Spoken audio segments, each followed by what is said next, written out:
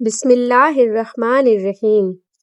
چاول کھانے کے بعد کبھی بھی پانی نہیں پینا چاہیے، اس سے آپ کا نظام ہضم خراب ہو سکتا ہے اور آپ کا پیٹ باہر آ سکتا ہے، آپ موٹاپے کا شکار ہو سکتے ہیں۔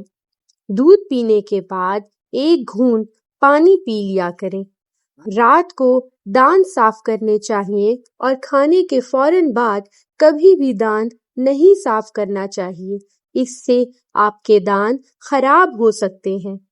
کھانا کھا کے سو جانے سے طاقت میں کمی آ جاتی ہے۔ رات کا کھانا چھوڑنے سے انسان جلدی بڑھاپے کا شکار ہوتا ہے۔ جامن کھانے کے بعد معدے کو طاقت ملتی ہے۔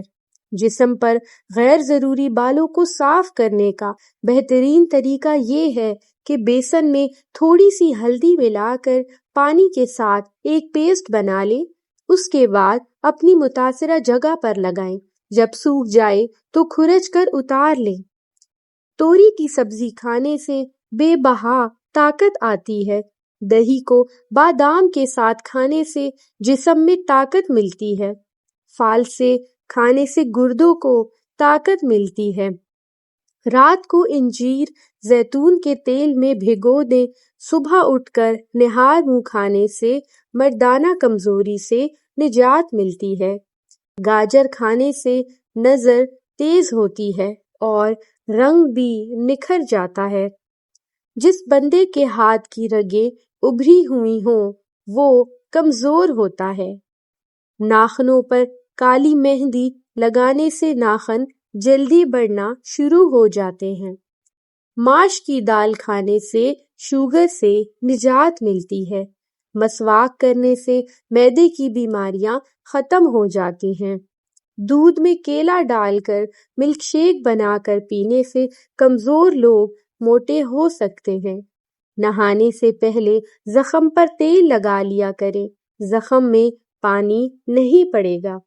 تربوز کھانے کے بعد تھوڑا سا نمک چاٹ لیا کریں، ہیضے کا مسئلہ نہیں ہوگا۔